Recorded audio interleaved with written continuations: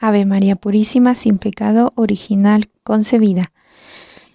Parte segunda. Medios para adquirir esta devoción. Capítulo 3. Los medios para vencer los obstáculos que impiden sacar todo su fruto de la devoción al Sagrado Corazón de Jesús. Las fuentes principales de nuestras imperfecciones y los mayores obstáculos que impiden sacar todo el fruto de esta devoción son nuestra tibieza, nuestro amor propio, nuestra soberbia secreta y nuestras pasiones que no hemos procurado mortificar. Como nuestra caridad es débil y flaca, criamos dentro de nosotros mismos a nuestros enemigos más perjudiciales. Fuera de nosotros tenemos al demonio que nos tienta, al mundo que nos atrae, a las cosas materiales que nos llaman, a las tentaciones que nos acercan, a los malos ejemplos que nos arrastran. Por tanto, si no estamos continuamente en vela y preparados para el combate, y si no cerramos la puerta de nuestros sentidos a todos estos enemigos que nos tienen sitiados, muy pronto se harán dueños de nuestro corazón. Dice un gran siervo de Dios: es sorprendente cuántos enemigos nos combaten desde el mismo momento en que tomamos la resolución de hacernos verdaderos siervos de Dios. Parece que todo se desencadena: el demonio por sus engaños, la naturaleza por la resistencia con que se opone a nuestros deseos, las alabanzas de los buenos, las burlas de los malos, las solicitaciones de los tibios, el ejemplo de aquellos que tienen por devotos y que no lo son. Si Dios nos visita, es de temer la vanidad. Si se retira, el desaliento. La desesperación puede llegar después del mayor fervor. Nuestros amigos nos tientan con la complacencia con que acostumbramos a tener con ellos. Los extraños con el miedo de desagradarlos. La indiscreción es de temer en el fervor, la sensualidad en la moderación y el amor propio en todo. ¿Qué podemos hacer si a todo esto hay que añadir que la santidad no consiste solamente en ser fiel, un día ni un año, sino en perseverar y crecer en ella hasta la muerte? ¿Qué haremos? ¿Abandonarlo todo? Ay, Dios mío, no permitas tal desdicha en ninguno que lea este libro. Lo que hay que hacer es servirse de los medios que todos los santos y el mismo Jesucristo nos aseguran que son los más idóneos para disminuir o destruir el amor propio y la soberbia oculta, que son el origen de los obstáculos. Estos medios son la mortificación y la humildad. Es necesario decidirnos a una de estas dos cosas, o a no tener jamás un amor perfecto a Jesucristo, o a ser verdaderamente humildes y perfectamente mortificados. Primer medio: una verdadera mortificación. La mortificación es tan necesaria para amar de verdad a Jesucristo que es la primera lección que imparte Él mismo a cuantos quieren ser sus discípulos. Y sin ella no es posible serlo. Si alguno quiere venir detrás de mí, que se niegue a sí mismo, que tome su cruz cada día y que me siga. Lucas capítulo 9, versículo 23. Y también dice: el que no carga con su cruz y viene detrás de mí, no puede ser mi discípulo. Lucas capítulo 14, versículo 27. Por eso todos los santos afirman que la mortificación es la señal más clara de una vida virtuosa. Preguntaba San Ignacio a los que alababan a alguien si esa persona era muy mortificada, queriendo darles a entender que la verdadera mortificación era inseparable de la verdadera virtud. Y no solamente porque no hay virtud que pueda subsistir mucho tiempo sin una generosa y constante mortificación, sino porque sin mortificación no puede haber ninguna verdadera virtud. Hay dos tipos de mortificación: la exterior, que no consiste sino en las incomodidades del cuerpo, y la interior, que es propiamente la mortificación del espíritu y del corazón. Ambas son necesarias para llegar a la perfección, y la una sin la otra no pueden subsistir mucho tiempo. Los ayunos, las vigilias, las disciplinas, los cilicios y otras mortificaciones semejantes del cuerpo son medios poderosos para hacernos verdaderamente espirituales y perfectos, y cuando se usan con discreción, sirven maravillosamente para mortificar la naturaleza, siempre floja para el bien y para ayudarnos a rechazar los ataques y a evitar las trampas de nuestro común enemigo. Y también es muy necesaria para obtener del Padre de la Misericordia los socorros necesarios para los justos, especialmente a los que comienzan a hacerlo. Es verdad que la santidad no consiste en las penitencias exteriores y que no son incompatibles con la hipocresía. No ocurre así con la mortificación interior, porque siempre es una señal cierta de verdadera virtud y por tanto es más necesaria que la exterior, y nadie puede dispensarse de ella. Esta es la violencia que continuamente debemos hacernos para ganar el reino de los cielos. No todos se hallan en disposición de ayunar o de llevar un cilicio, pero no hay nadie que no pueda luchar para callarse en una ocasión en que el apasionamiento nos induce a responder y la vanidad a hablar. Todos pueden mortificar su carácter, sus deseos, sus pasiones. Y en esto consiste principalmente esta mortificación interior, que lleva a que disminuya nuestro amor propio. Este es el medio para irnos desnudando de nuestras imperfecciones. En vano podemos creer que amamos a Jesucristo si no nos mortificamos. Los sentimientos y las devociones más sinceras son muy sospechosas sin mortificación. A veces nos asombramos de vernos aún tan imperfectos después de tantas oraciones y de tantas comuniones, de sentir todavía que las pasiones reinan en nosotros y nos oprimen continuamente el corazón. ¿Y cómo no nos damos cuenta de que es la falta de una sólida mortificación el origen de todas estas alteraciones? Es necesario, pues, decidirnos a una generosa y constante mortificación si queremos disminuir o destruir nuestro amor propio. No basta mortificarnos solo durante algún tiempo o solo en algún aspecto. Es necesario, a ser posible, mortificarnos en todo y continuamente, siempre con prudencia y discreción.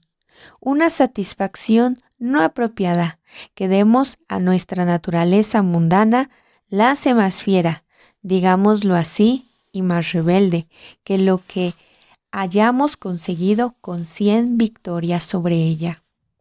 Con este tipo de enemigos, una tregua es una victoria para ellos. Hermanos míos, dice San Bernardo, lo que está cortando retoña, lo que está apagado se vuelve a encender y lo que está adormecido se despierta. Para conservar la vida interior es necesario impedir que el alma se disperse en lo exterior, cercándola por todas partes con un seto de espinas, según la expresión de un profeta. Pero nosotros no nos comportamos así, y esta es la causa de nuestra tibieza y de nuestra relajación. Si nos mortificamos en algo, enseguida nos damos alguna otra satisfacción.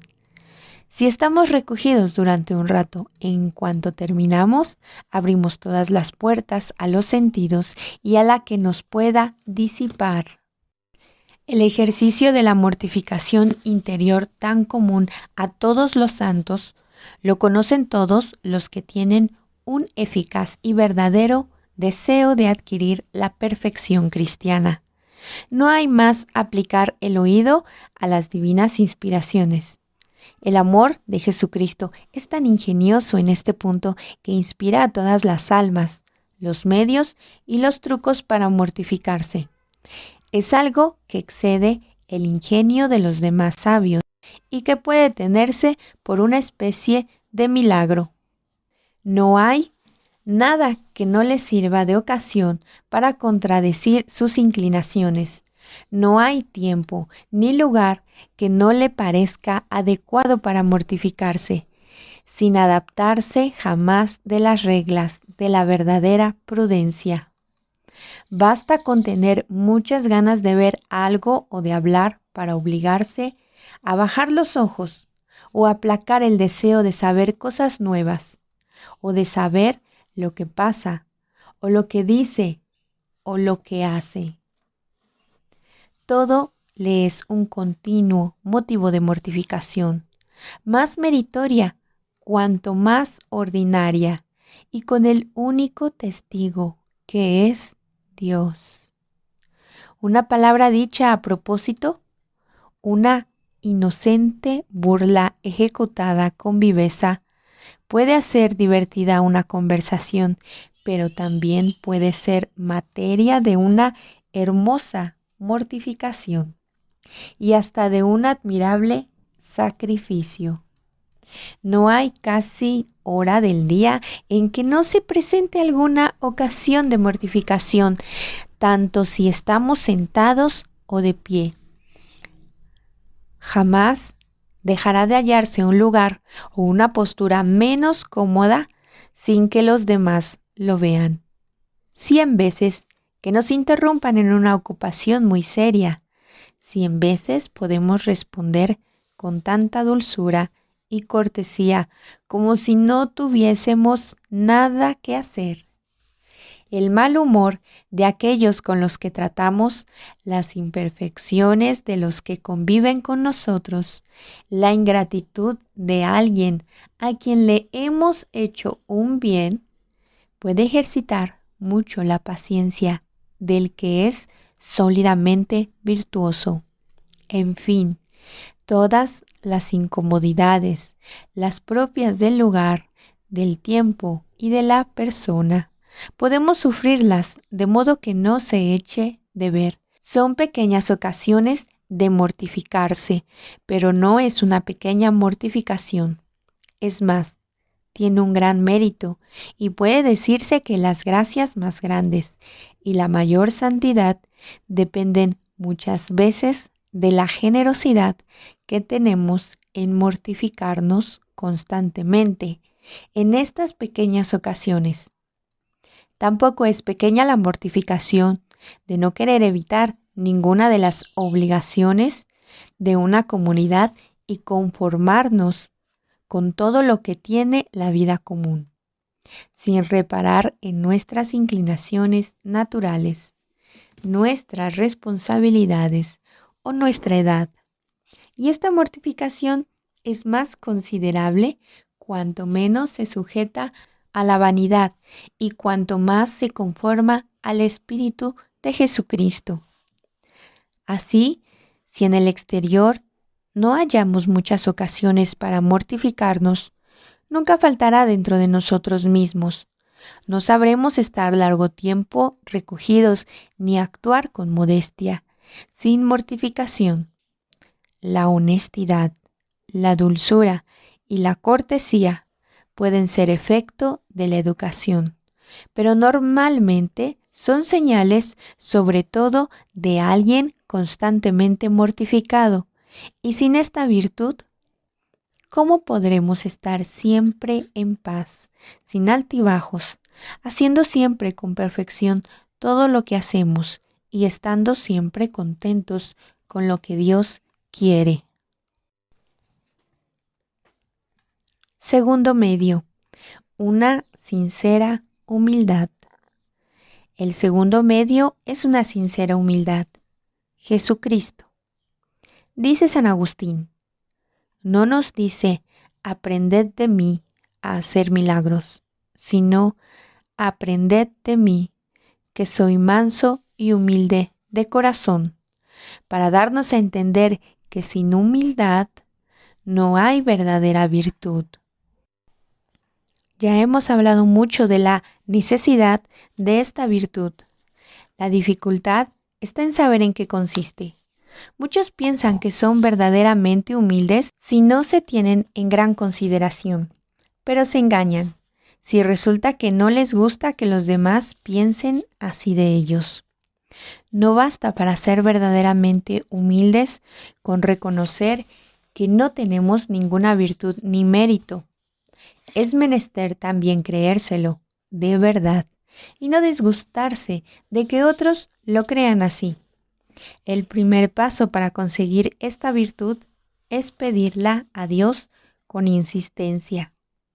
Después debemos convencernos a nosotros mismos, reflexionando de modo serio y con frecuencia acerca de nuestra pobreza y de nuestras propias imperfecciones.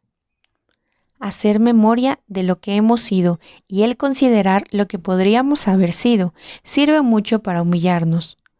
Los sólidamente virtuosos piensan poco en los demás, pues se les es perfectamente notoria su flaqueza. Se ven a sí mismos tan cerca del precipicio, temen tanto la caída que no se espantan de que los otros caigan.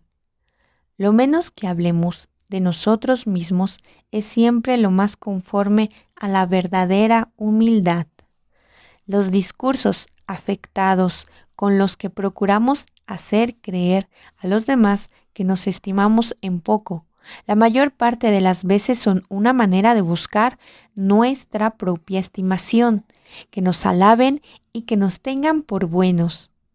Las señales más ciertas de una sincera humildad puede ser el amar especialmente a los que nos desprecian y no evitar ninguna de las humillaciones que nos llegan, el no complacernos con los pensamientos vanos y con ideas sobre lo que vendrá, pues solo sirve para crear en nosotros una soberbia secreta, el no hablar nunca de nosotros mismos con estima, el no quejarnos jamás de todo lo que Dios permite que nos suceda, el no querer que otros se compadezcan de nosotros, el disimular las faltas del prójimo y no turbarnos con nuestras propias caídas, el preferir en todo a los demás, el no emprender nada sino desconfiando de nosotros mismos, el estimar en poco todo lo que hacemos, en fin, rezar mucho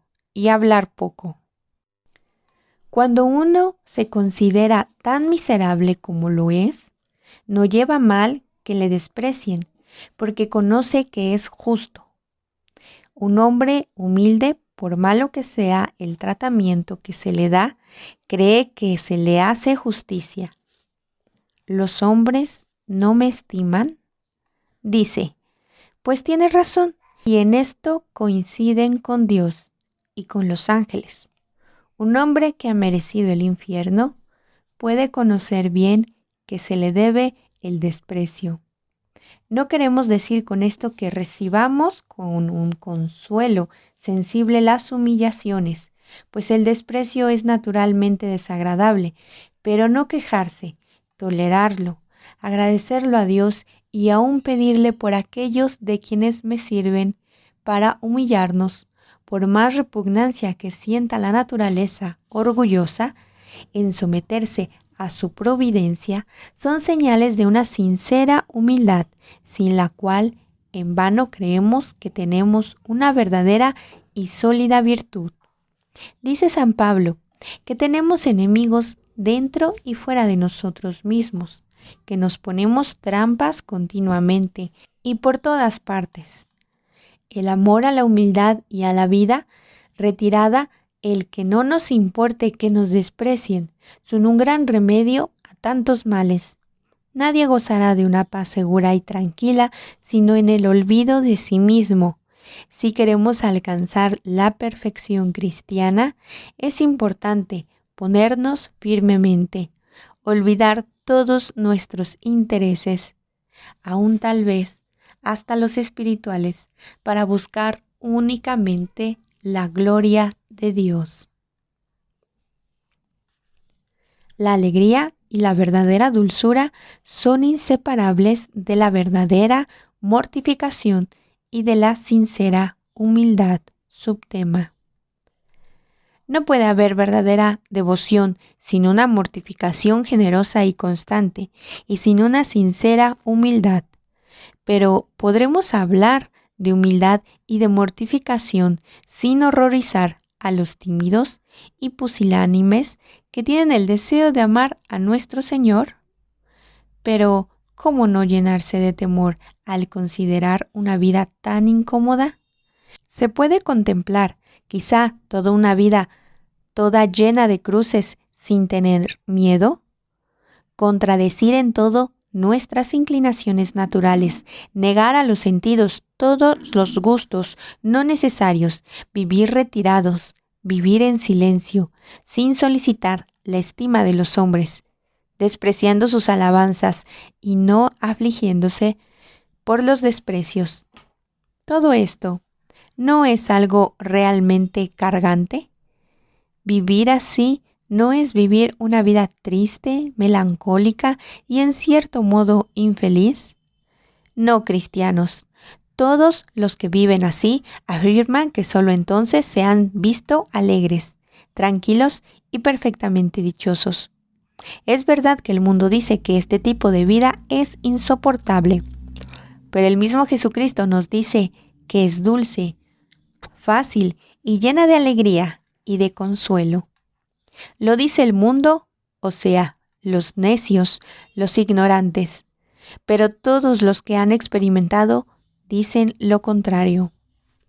San Francisco de Sales llama a este tipo la vida la dulzura de las dulzuras.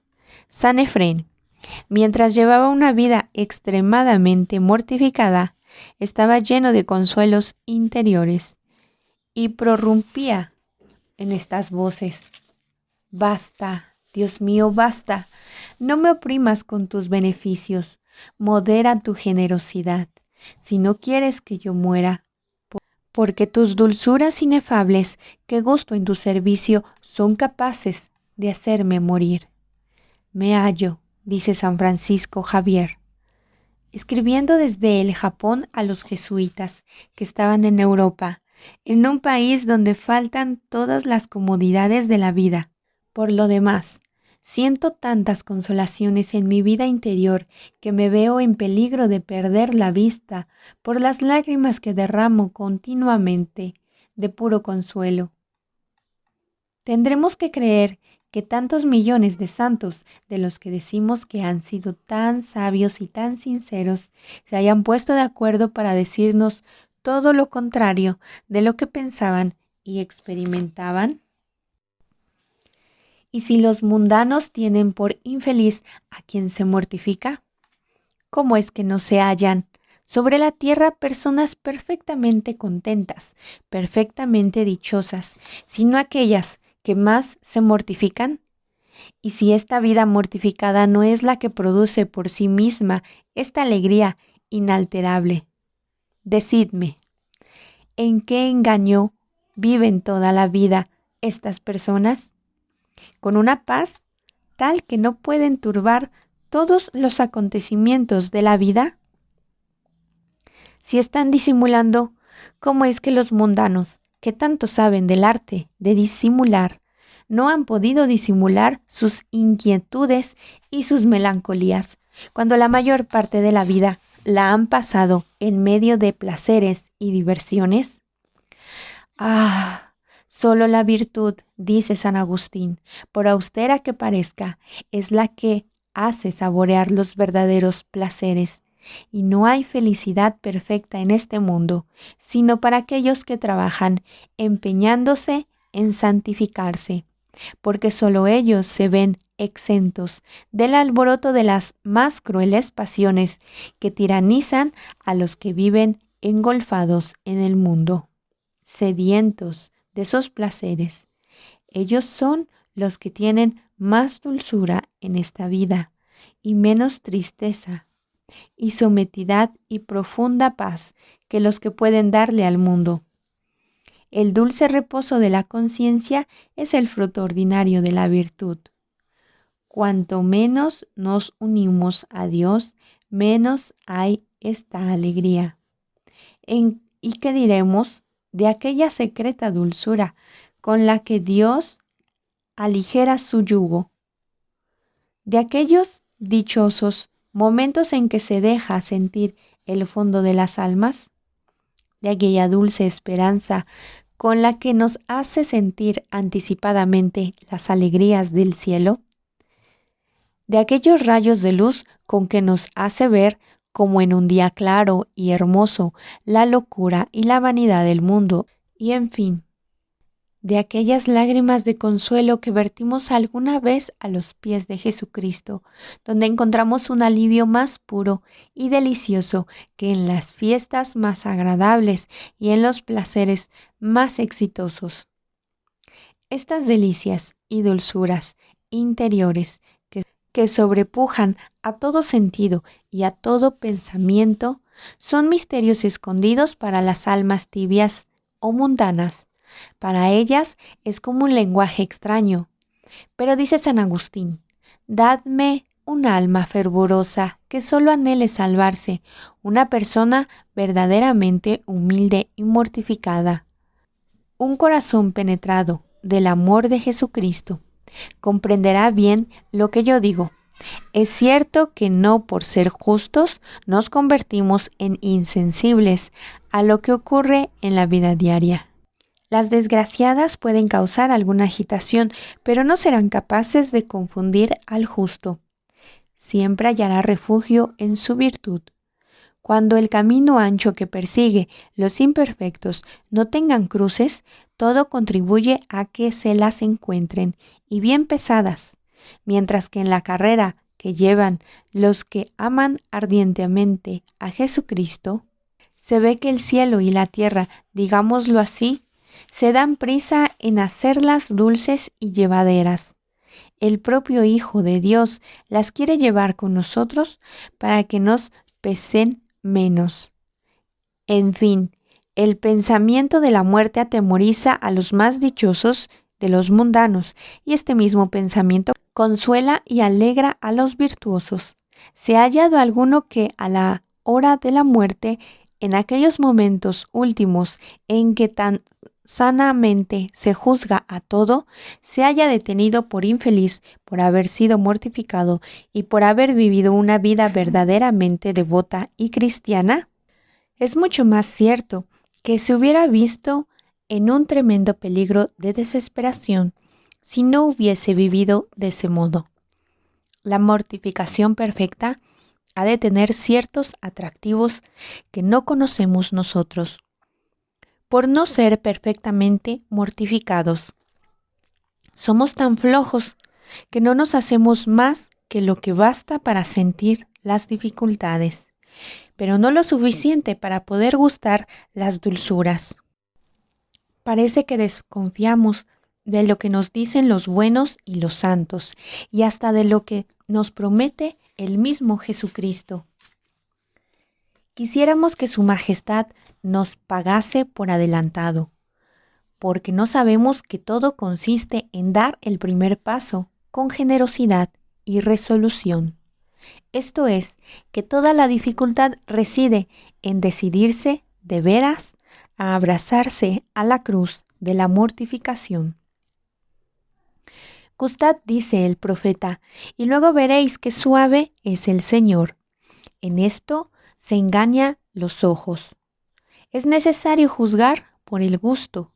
Los que no vieron la tierra prometida, sino de lejos, quedaron horrorizados y decían que les devorarían sus habitantes. Pero los que la habían visto de cerca decían todo lo contrario, y afirmaban que era una tierra que producía leche y miel. Un gran siervo de Dios dice lo siguiente: hagamos por lo menos durante 15 días este sacrificio perfecto. De poca monta había de ser algo para no merecer que se hiciese la experiencia, y si después de 15 días de una continua y perfecta mortificación no saboreamos estas dulzuras, consentiré en que se diga que la vida de los que aman verdaderamente a Jesucristo es engañosa y que el yugo del Señor pesa.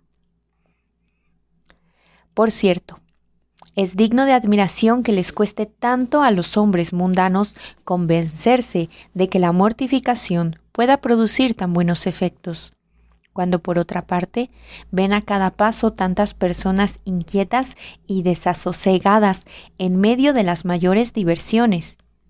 Si hay males invisibles, es imposible que no haya también dulzuras secretas.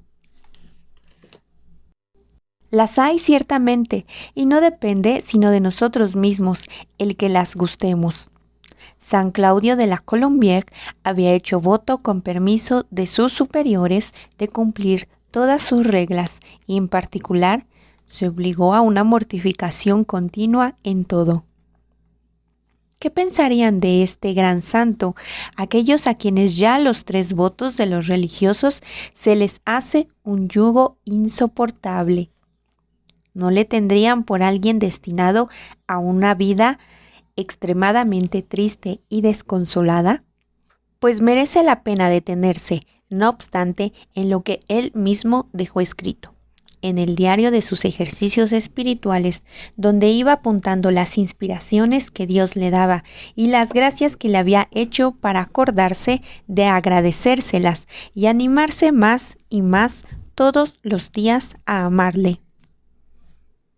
Cito: en el 6º día, pensando sobre el voto particular que he hecho, me hallé movido por un gran reconocimiento hacia Dios, que me concedió la gracia de hacer este voto. Jamás lo había pensado tan a placer y tan despacio. Tuve una gran alegría de verme estrechado con 1000 lazos y hacer la voluntad de Dios. La memoria de esta obligación me consoló en vez de atemorizarme, y me parece que bien lejos de hacerme esclavo, he entrado en el reino de la libertad y de la paz. Cuando lo pienso bien, me siento por la misericordia infinita de Dios, con tal libertad de corazón que me causa una incomparable alegría. Me parece que no hay nada que pueda hacerme infeliz.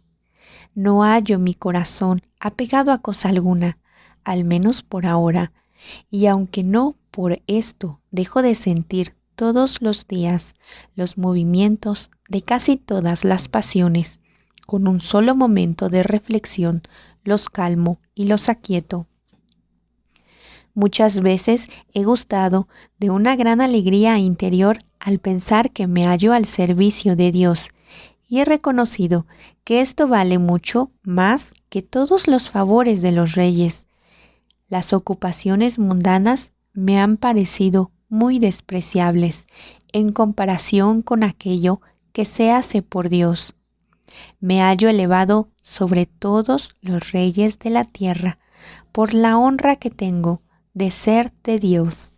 Siento continuamente un deseo enorme de aplicarme a la observancia de mis reglas. Tengo un particular gusto en practicarlas y cuanto en esto me voy haciendo más exacto, tanto más me parece que entro en una perfecta libertad. Es cierto que nada de esto me apena ni me aflige, antes bien, por el contrario, este yugo se me va haciendo cada día más llevadero. Yo la considero como la mayor gracia que jamás he recibido. Fin de la cita. Es indudable que este gran santo practicó una continua mortificación después de hacer ese voto. En sus últimos días, cuando la enfermedad no le permitía quedarse en cama, pasaba muchas horas cada día sobre una silla, sin recostarse ni reclinarse en el respaldo, perseverando en una mortificación continua hasta los últimos momentos de su bendita muerte. Esta vida tan mortificada le llenó de tantas consolaciones y de una alegría interior tan grande que él mismo confesaba que la sentía bien, pero que le resultaba imposible explicarlo. Cito: mirar a Jesucristo me hace tan amable la cruz, que me parece que sin ella no puedo ser dichoso. Miro con respeto a aquellos a quienes Dios visita con humillaciones y adversidades de cualquier suerte. Sin duda, son sus favorecidos. Cuando me vea en prosperidad, para humillarme, no tengo más que compararme con ellos. Estas son las palabras que continuamente ocupan mi espíritu: luz, paz, libertad, dulzura y amor, y con ellas me parece que vienen la sencillez, la confianza, la humildad, el completo abandono, ninguna reserva, la voluntad de Dios y mis reglas. Fin de la cita. La experiencia de San Claudio nos hace ver que no solamente los santos de otras épocas hallaron muchas dulzuras al mortificarse, sino también los hay contemporáneos que experimentan los mismos sentimientos.